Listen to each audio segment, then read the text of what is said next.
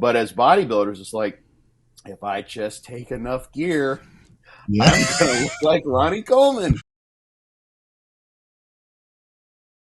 What's up, guys? Welcome back to Muscle Minds with Scott Stevenson, and we are joined by the one and only Vigorous Steve today. Guys, all of our programming is brought to you by TrueNutrition.com. You can use our code THINK for some additional savings on high-quality, third-party tested health and performance supplements. And if you are in Canada, check out supplementsource.ca. You can get a lot of good deals over there.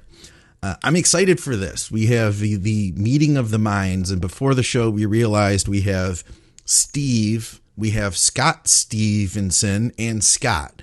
So there's we're going to get each other's names wrong here at some point or another today. I'm sure of that, but we're going to do our best. Yes. Steve, thank you for hanging out with us, man. This is going to be a blast. Anytime. It's always a blast to join you guys. And it's my greatest honor to be in your presence. The two Scots of the Think Big Bodybuilding Media channel. Yes. Dude, I've been waiting for this for a long time. Long time. I'd wanted to say thank you, by the way. You had some really nice feedback that you shared about our programming with your audience. You had said nice things about Scott in our show. So we're not as big as your show is. And we appreciate the push along. That's awesome. So, really, thank you. So that's the funny thing is because before I started my YouTube channel, I was following you guys. Right, Muscle Mind, since it was on the Advices Radio website. Yes. So there was no YouTube channel. What you're saying is that you grew many times faster than we have. You're late to the game and you're already bigger than us. I get it. That's how we're going to roll today. No. That's not about. I got a huge push. I got a huge push from Derek, right? From Derek, More Plates, More Dates, because he kind of took me under his wing. So he told me about it. You have to manage your YouTube channel like this and do your thumbnails and make the titles a little bit clicky, not descriptive titles, but thought-provoking and interesting titles. But in reality, I've been a bodybuilding fan for over 20 years, and this show is part of that. So this is always like a check mark for me. Like, how long is it going to take before I'm on Think Big? So now I finally made it. Yes. Now you're successful. Yeah, now I'm finally successful. Yeah, I think a lot of bodybuilders see it. No, but a lot of bodybuilders see it like that because we watch you guys and we go to the Mountain Dog website or we purchase a How to Be Your Own Bodybuilding Coach ebook, right? And then at one point you get to talk to people who are on that level, and then you're like, oh, finally, I've landed in the bodybuilding space. So for me, it was always trying to get on this show. And the weird thing is when I go on Bio Bros, it's so relaxed, with Derek and Leo, and then this makes me a little bit nervous, to be honest. I'll do my best. No, it's all good, man. You put out really good stuff. I mean, I think Scott first. Well, I was aware of you. Who knows how? It all kind of blurs together. But I was aware of you, and then Scott mentioned that maybe you'd mention us once. What I didn't see it because I don't do the best job probably of tracking down all the mentions, but. I mean, you're doing great stuff, man. You really are. I'm really happy that you're on here because some of your messages. I mean, there's also all the cross-platform sharing of information is important. Yeah, and you're mixing things together, kind of in the way that I have tried to, at least. Is you got the bro aspect. You're in the trenches. You've been doing this for a while, and then science has something to say as well about all of this. So you're mixing things together in a way that's very, very important, I think. We have to, because the scientific evidence is based on particular medical situations. Now you've published a couple studies yourself that are really aimed towards bodybuilders, but they're spaced so far and few between. So we kind of have to decipher, and we're still trying to piece everything together. And I think the more people who are on YouTube doing that, the better. And I always felt that, with bodybuilders, people, they're always a little bit hesitant to really release all their own personal information, what they do with their cycle, the dosages, the health screening that's needed, or they don't do the health screening. So I just wanted to create a one-stop shop where everything is talked about, including the weird stuff. And I don't mind, shying back because bodybuilding is very obscure, at certain things. And but it's also very interesting, and trying to piece it together is one of my passions. Absolutely. So I always got inspired by you. Every time I watch Muscle Minds, I have to pause and go to PubMed and then do reading and then take notes and then come back. Yeah, but that's how we learn, right? Because Yeah, absolutely. years ago, you talked about the sexual hormone binding globulin receptor complex, and I was like, but what about proviron? Like so many others. Yeah. So I went to PubMed. I started researching, and then I came back to finish the rest of the podcast. An hour or two later, and ever since then, I've been trying to learn more and tell people, said SHBG is not the devil. You can actually get some anabolism out of it, if you keep it somewhat elevated, because the cyclic adenosine monophosphate concentrations in the skeletal muscle also help with androgen receptor activation. So it's always eye-opening listening to you too. Yeah, absolutely. Yeah, thanks. There's lots of the rabbit holes are endless. That's the thing. Exactly. Yeah. And really, like I've been doing this for a while. So, right on.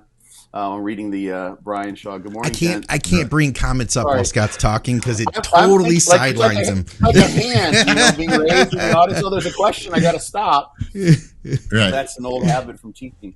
But literally, I have found that when something's brought up on a discussion board or, anywhere along the line, I'm talking with someone in the gym or what have you, I can dig and dig and dig, and eventually I will find some sort of a related rabbit hole that gives some information that will sort of shine a light of information on whatever that topic is. It's there in the literature. So like, the SHBG thing and megalin, which I think we might get into. I'm sure that was one of the topics we're going to think about talking today.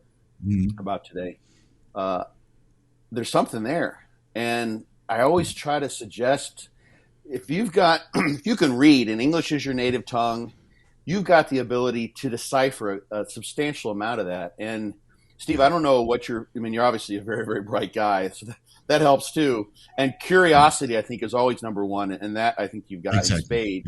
Yeah. But if there's a desire to dig in on the information, you can literally be sort of a self-taught, I don't want to use the term negatively, bro scientist, but you can gather a lot of information that will help you guide your decisions. If you're willing to read past the abstracts and just what's said there, because that's kind of the issue, is that there's the abstracts, or they just kind of, it's like the front door. It's like, oh, that house looks great from the outside. What's really going on indoors? You got to open in, walk around. Is it a front? And that actually happens sometimes. But I think with a lot of studies, a lot of people, they read the abstracts, but they don't really dive in. So sometimes the studies are only published as the abstract, but you can actually go to Science Hub and type in the DOI code and get the entire paper. And then if you really read through the paper, you know how to decipher the methods of analysis and how the study was performed. Then you realize some of these results or the discussion is not really applicable to what we're doing, but you can only take a little segment out of it that's not mentioned in the abstract. So, and then of course you have to use, a little bit of basic human biology, which a lot of people nowadays don't really seem to be interested in, which is a shame. So if you piece together the studies and the biology and then the pharmacology of the drugs that we're all using, or most of us, then slowly but surely everything starts to fall into place. Yeah. And but it's good to see everything is still evolving in our community. You bring new things to the forefront, and I try to educate things that I've learned. And it's a little bit of bro science here and there, but you have to extrapolate a little bit from the evidence to fill in the gaps. It's not complete. Yeah. I feel even and Brad Schoenfeld gets sort of pushed in this direction. For instance, talking about the high volume studies that he's done, and he said repeatedly, and I've reiterated, even the studies that are as pretty much as directly applicable to bodybuilding, the training studies where you're training, looking at muscle growth, those are still just pointers. Yeah, those are still aren't like, this is okay. You need to do exactly 28 sets for your legs in order to get the optimal amount of growth. Biological interindividuality rules the roost, especially in bodybuilding, and it's almost like I'd almost go so far as to say as humans we have this nearly addictive like intellectual tendency to want to put things in boxes. And say it's either this or that, black or white. Absolutely. There's no gray zone, because it can release us from cognitive dissonance of like, I experience this, but I read this, and I can't put these two ideas together. It doesn't make sense to me. But it actually can be. And this is, I have one of my favorite talks to give is entitled "Why You Don't Look Like a Pro," and then the sort of subtitle is, probably heard me mention is and why you're not running in the Olympics, why you're not a world-class pianist, why you're not a engineer for NASA, et cetera. So there's all these things that are biologically, genetically determined in large part, at least 50% on average, you find that's somewhere where it lands. And no one would say, you know what, if I just train hard enough, I can run faster than Usain Bolt. Because people recognize that there's a genetic component and probably something that happened, where he grew up as well, probably contributed as he's developing. But as bodybuilders, it's like, if I just take enough gear, I'm going to look like Ronnie Coleman. And, as much as that's repeated, I've heard that for decades now. Yeah. And then I've heard it shit on for decades now. But it's still something that, it bears repeating because it's still a mindset. You don't really know until you've kind of gone that far, and not that we're suggesting that you try to do that. Try to mimic whatever drug. One of my favorite video types is when people say, this is what this person's taking from how they look. I don't know if those are big anymore. I get some of that myself also. He's on this. I can tell that no. It's 600 Primo and he's on 15 milligrams of Dianabol. It's very specific how they can somehow judge from your look. It's crazy, that's our community though. It's usually not the people that are actually in the community. They're a lot outside looking in. They're not part of the, they haven't been backstage. They haven't coached athletes. And because when you coach athletes, you realize that it's spaced so far between the dosages. And that's why bodybuilding is so much fun, because there's a lot of information out there. You just have to make it your own. And then you're a bodybuilder. And then you have to persevere through it for 20 years, 30 years, which is, I think, where a lot of people also kind of fail. Like, I took a year off here to travel, and then you take another 6 months off to do, some health things that you need to resolve, or you go do other things, right? You're too busy to train. And I think with the consistency over decades, that's where a lot of people get successful, even if they, they might not know so much, or they do things totally wrong, actually, but the consistency eventually pays off.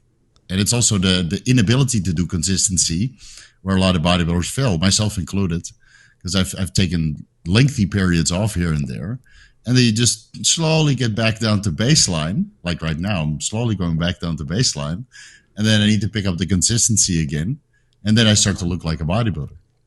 Yeah. So did you find that you didn't have a strong muscle memory effect? You didn't when you took that year off? Oh yeah, I got huge. It comes back super fast. But if you take a year off, that's a year of no progress, and then you need 4 months, 6 months maybe, depending on your level of development, to really get back to where you were. So now I'm taking 3 months kind of a rest to kind of detoxify, and it's too hot in Thailand anyway. And I'll know that I'll be back. Yeah, I'll be back in 2 months, but hovering around 230 pounds is okay for me. Don't need to be 250, 260 anymore.